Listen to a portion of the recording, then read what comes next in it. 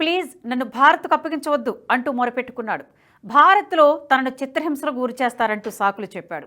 అయితే తహవూర్ రాణా చెప్పిన కుంటి సాకులను అమెరికా పట్టించుకోలేదు. అతనిపై ఏ కోర్టు కూడా కనికరం చూపలేదు. చివరకు అమెరికా సుప్రీంకోర్టు కూడా తహవూర్ చివరి పిటిషన్ తిరస్కరించింది. ముంబై పేలుళ్ల సూత్రధారి పాపం పండడంతో యుఎస్ అధికారులు తహవూర్ రాణాను భారత్కు అప్పగించారు. అజిత్ దోవల్ పర్యవేక్షణలో మన ఎన్ఐఏ టీం వెంటరాగా ప్రత్యేక ఫ్లైట్ ఇచ్చి మరీ భారత్కు సాగనంపారు. 26/11 ముంబై దాడిలో కీలక సూత్రధారైన తహవూర్ రాణాను అప్పగించాలంటూ అమెరికాను భారత్ చాలా కాలంగా కోరుతుంది. అయితే అప్పగింత నుంచి తప్పించుకోవడానికి తహవూర్ రాణా చేయని ప్రయత్నం అంటూ లేదు. అక్కడి ఫెడరల్ కోర్టులో చాలాసార్లు పిటిషన్ వేశాడు. అయితే పిటిషన్ వేసిన ప్రతిసారి న్యాయస్థానాల్లో రాణాకు చుక్కెదురైంది. శాన్ ఫ్రాన్సిస్కోలోని యుఎస్ కోర్ట్ ఆఫ్ అప్పీల్ కూడా కనికరించలేదు. దీంతో చివరిసారిగా గత ఏడాది నవంబర్ 13న అమెరికా సుప్రీంకోర్టులో రిట్ పిటిషన్ వేశాడు తహవూర్ రాణా. అయితే ఈ పిటిషన్ను కొట్టివేయాలని ట్రంప్ ప్రభుత్వం న్యాయస్థానాన్ని కోరింది. దీనికి సంబంధించి 20 పేజీల అఫిడవిట్ను దాఖలు చేసింది. దీన్ని పరిశీలించిన సుప్రీంకోర్టు అమెరికా ప్రభుత్వం అభ్యర్థనను పరిగణలోకి తీసుకుంది. రాణా పిటిషన్ను కొట్టివేసింది. తాజాగా మరో న్యాయస్థానం కూడా అతని పిటిషన్ను తిరస్కరించింది. దీంతో రాణా అప్పగింతకు మార్గం సుగమమైంది. తహవూర్ రాణా అప్పగింతకు భారత్ చేయని ప్రయత్నం అంటూ లేదు. పదుల సంఖ్యలో దౌత్యాధికారుల భేటీలు జరిగాయి. విదేశాంగ మంత్రి జయశంకర్ అమెరికా ముందు ఎన్నోసార్లు ఈ ప్రస్తావన తీసుకొచ్చారు. గత ఫిబ్రవరిలో అమెరికాలో పర్యటించిన ప్రధాని మోదీ కూడా ట్రంప్ దగ్గర పట్టుబట్టారు. దీంతో అతన్ని తప్పకుండా అప్పగిస్తామని మోదీకి మాటిచ్చారు డొనాల్డ్ ట్రంప్. అయితే బైడెన్ హయాంలో భారత్ ఎన్నిసార్లు విజ్ఞప్తి చేసినా అప్పగింత ప్రక్రియ ఆవగింజంత కూడా ముందుకు సాగలేదు. అంతేకాదు బైడెన్ హయాంలో అమెరికా న్యాయస్థానాలే తహవూర్ రాణాను కాపాడుతూ వచ్చాయన్న ఆరోపణలు ఉన్నాయి. కానీ ట్రంప్ అధికారంలోకి రాగానే అప్పగింత ప్రక్రియలో వేగం పుంజుకుంది. ఇచ్చిన మాట ప్రకారం తహవూర్ రాణాను భారత్కు అప్పగించి ట్రంప్ మాట నిలబెట్టుకున్నారు. మోదీతో ట్రంప్కు ఉన్న మైత్రితో పాటు ట్రంప్ స్వయంగా రాడికల్ ఇస్లామిక్ వర్గాలకు ఉగ్రవాదానికి బద్ద వ్యతిరేకి కావడం కూడా తహవూర్ రాణా అప్పగింతకు మార్గం సుగమం చేసినట్టున్నారు ఎక్స్పర్ట్స్. అమెరికా ఇప్పటి వరకు ఒక నేరస్తుడిని భారత్ అప్పగించిన దాఖలాలు లేవు.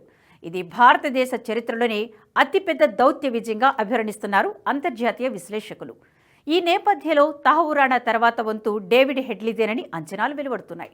అయితే హెడ్లీని తీసుకురావడం అంత సులభంగా జరిగే పని కాదంటున్నారు న్యాయ నిపుణులు. తహవూర్ రాణా డేవిడ్ హెడ్లీకి మధ్య కొన్ని తేడాలు స్పష్టంగా గోచరిస్తున్నాయి. తహవూర్ రాణా అమెరికా జాతీయుడి కాదు, కెనడా సిటిజన్. కానీ డేవిడ్ హెడ్లీ అమెరికా సిటిజన్. అందువల్ల సొంత పౌరుడిని ఇతర దేశాలకు అప్పగించాలంటే అమెరికా 1కి 2 సార్లు ఖచ్చితంగా ఆలోచిస్తుంది. నేరస్తుడైనప్పటికీ తమ పౌరుడిని అప్పగించడం అంటే అమెరికా చిన్నతనంగా భావించే అవకాశం ఉంది. ఇక హెడ్లీ విషయాన్ని పక్కన పెడితే ముంబై పేలుడు కేసు కాకుండా కొందరు ఇతర నేరస్తులను అమెరికా భారత్కు బాకీ పడింది. వారిలో మొదటి వరుసలో వినిపించే పేరు గురుపత్వంత్ సింగ్ పన్ను. అమెరికా కెనడా ద్వంద్వ పౌరసత్వం కలిగిన పన్నును అప్పగించాలంటూ భారత్ చాలా కాలంగా కోరుతుంది. పన్ను కెనడాలో తిష్టివేసి భారత్లో ఖలిస్తానీ వేర్పాటువాదాన్ని రెచ్చగొడుతున్నాడు. రైతు చట్టాల వ్యతిరేక అల్లర్ల వెనుక పన్ను హస్తం బయటపడింది. రైతుల ఆందోళన కోసం డిజైన్ చేసిన టూల్ కిట్లో పన్ను హస్తం కూడా వెలుగు చూడడం అప్పట్లో సంచలనం సృష్టించింది. తహవూర్ రాణానైతే అప్పగించారు కానీ పన్ను విషయంలో అమెరికా ఇప్పటి వరకు ఎలాంటి చర్యలు తీసుకోలేదు. పైగా బైడెన్ హయాంలో పరోక్షంగా పన్నును అమెరికా పెంచి పోషించింది. టెర్రరిజం విషయంలో ఖచ్చితమైన స్టాండ్ తీసుకుంటున్న ట్రంప్ ఖలిస్తానీల విషయంలో మేనమేషాలు లెక్కిస్తున్నారు.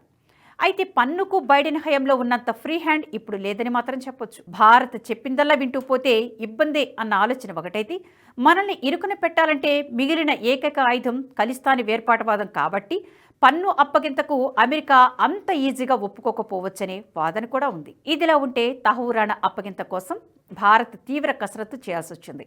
అతన్ని నేరస్తుడిగా ప్రూవ్ చేయడం వెనుక జాతీయ భద్రతా సలహాదారు అజిత్ దోవల్ కృషి ఎంత ఉందో అతన్ని భారత్కు రప్పించడం వెనుక విదేశాంగ మంత్రి జయశంకర్ కృషి కూడా అంతే ఉంది. ముంబై పేలుళ్లలో తహవూర్ రాణా హస్తం ఉన్నట్లు ఆధారాలతో సహా నిరూపించడం వెనుక దోవల్ తీవ్రంగా శ్రమించారు.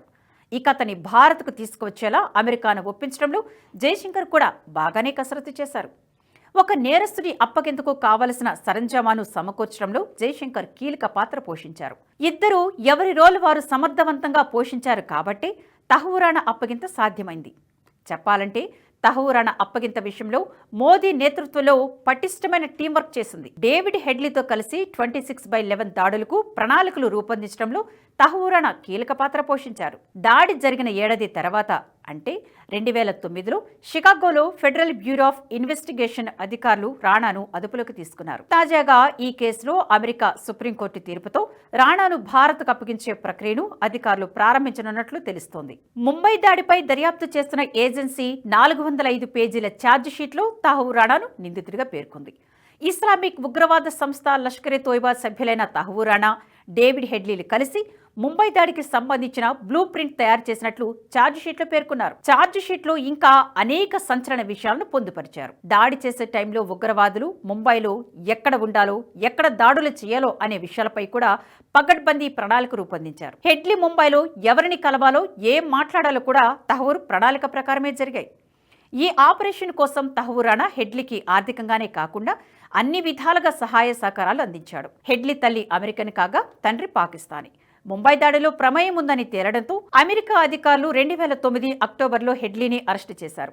2013 జనవరి 24న అమెరికా కోర్టు అతనికి 35 సంవత్సరాల జైలు శిక్ష విధించింది. అప్పటి నుంచి భారత్ కూడా హెడ్లీని అప్పగించాలని డిమాండ్ చేస్తూనే ఉంది.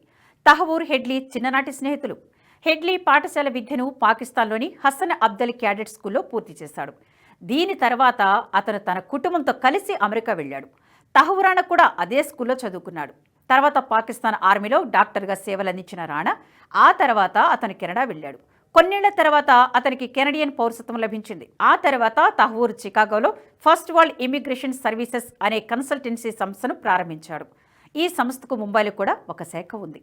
ముంబై బ్రాంచ్ ఆపరేషన్ చూసే నెపంతో హెడ్లీ భారత్కు వచ్చి దాడులు నిర్వహించాల్సిన ప్రదేశాలను పరిశీలించాడు. తహవూర్ రాణా ప్రస్తుతం అమెరికాలోని లాస్ ఏంజల్స్లోని మెట్రోపాలిటన్ డిటెన్షన్ సెంటర్లో నిర్బంధంలో ఉన్నాడు. అతని 2009లో చికాగోలో FBI అరెస్టు చేసింది. 2008 నవంబర్ 26 సరిగ్గా 14 ఏళ్ల కిందట యావత్తు భారత్ వణికిపోయిన రోజు. దేశ ఆర్థిక రాజధాని ముంబై రక్తసిక్తమైన రోజు. ఉగ్రవాద విషసర్పం బుసలు కొట్టిన రోజు. పక్కలో బల్లెం లాంటి ఉగ్రవాద దేశం పాకిస్తాన్ నుంచి భారత్లోకి చొరబడిన 10 మంది ముష్కరులు 166 మంది అమాయక ప్రజలను బలికొన్నారు. వందలాది మందిని గాయపరిచారు. ఉగ్రవాదుల దాడులతో ముంబై వణికిపోయింది. చరిత్రలో కనీ విని ఎరిగిన రీతిలో రక్తపాతాన్ని సృష్టించాయి పాక్ ఉగ్రమూకలు. 16 ఏళ్లు గడిచినా ఆ నెత్తుటి జ్ఞాపకాలు భారత్ను వెంటాడుతూనే ఉన్నాయి. ఉగ్రదాడిలో ప్రాణాలు కోల్పోయిన అమాయక ప్రజల ఆర్తనాదాలు ఇంకా వినిపిస్తూనే ఉన్నాయి.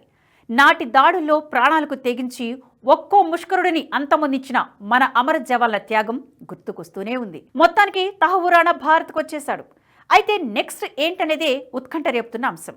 అతనికి ఎలాంటి శిక్ష పడుతుందనేది ఆసక్తికరంగా మారింది. అజ్మల్ కసబ్కు ఉరిశిక్ష పడడంలో కీలక పాత్ర పోషించిన ప్రముఖ న్యాయవాది ఉజ్వల్ నికమ్ తహవూర్ రాణాకు కూడా ఉరిశిక్ష తప్పదంటున్నారు. కొద్ది రోజుల క్రితం ఓ జాతీయ మీడియాతో మాట్లాడిన ఉజ్వల్ తహవూర్ రాణాకు కూడా ఉరిశిక్ష పడే అవకాశాలే ఎక్కువగా ఉన్నాయన్నారు.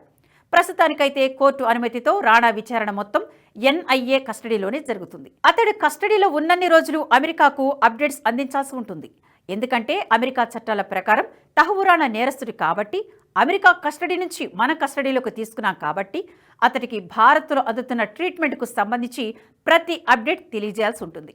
ఈ నేపథ్యంలో ఒకవేళ భారత్ న్యాయస్థానాలు తహవూర్ రాణాకు ఉరిశిక్ష వేస్తే అమలు చేయడం సాధ్యమేనా అనే ప్రశ్న కూడా ఉత్పన్నమవుతుంది. అంతేకాదు NIA విచారణ ఆధారంగా అమెరికా కూడా నిర్ణయాలు తీసుకునే అవకాశం కూడా ఉంటుంది.